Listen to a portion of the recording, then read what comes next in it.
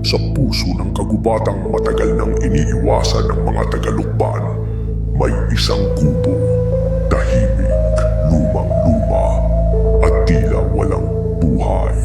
Ngunit sa likod ng katahimikang iyon, may mga nawawalang taong hindi na muling nasilayan at isang lihim na matagal nang tinatago ng dilim. Isang gabi, isang binatang nagkamaling pumasok at nadiskubre ang hindi dapat makita. Ito ang kwento ng tahimik na kubo. Isang bangungot na walang multo, ngunit mas nakakatakot pa kaysa sa mga espiritu. Sa gilid ng masukal na kagubatan sa bayan ng Lukban, Quezon, may isang kubong matagal nang iniwang nakatiwangwang. Ayon sa matatanda, ang kubo ay dating pag-aari ng isang lalaking hindi kilala ng kahit sinong taga roon. Walang kaanak, walang kasama. Isang araw lang siyang sumulpot sa lugar at simula noon, tila nag-iba ang simoy ng hangin sa paligid ng kubo. Si Lino, isang binatang manananim, ay mahilig manghuli ng baboy ramo sa gubat. Isang dapit hapon, habang hinahabol niya ang isang sugatang hayop, napadpad siya sa harap ng kubo. Tahimik, abandonado.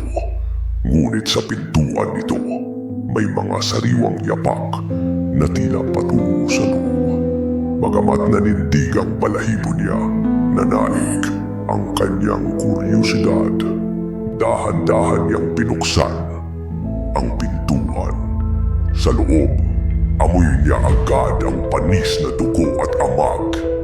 Ang mga dingding ay may nakasulat, hindi tinta, kundi tila pininturahan gamit ang bagay na pula at malabo.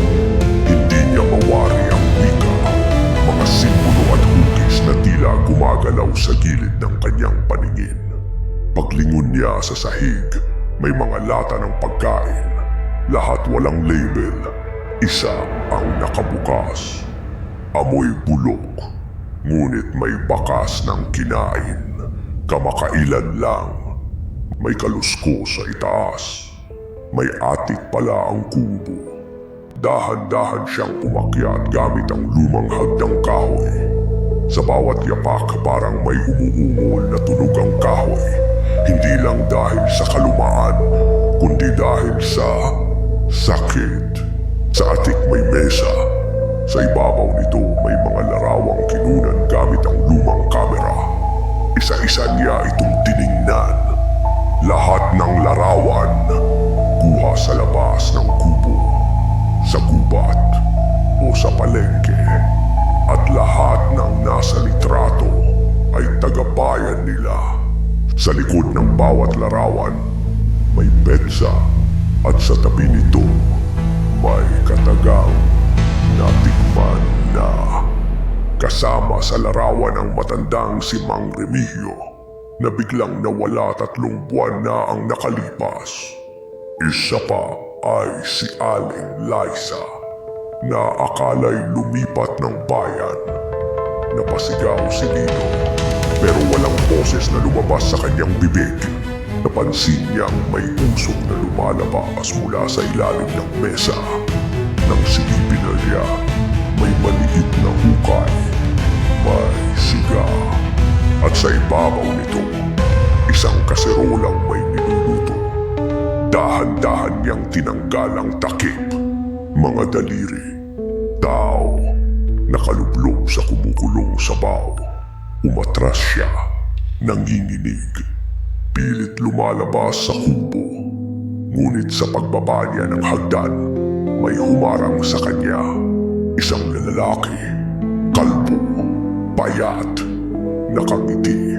Walang salamin sa mata ngunit parang malinaw ang tingin sa kanya. May hawak itong lumang kutsilyo at isang plato to.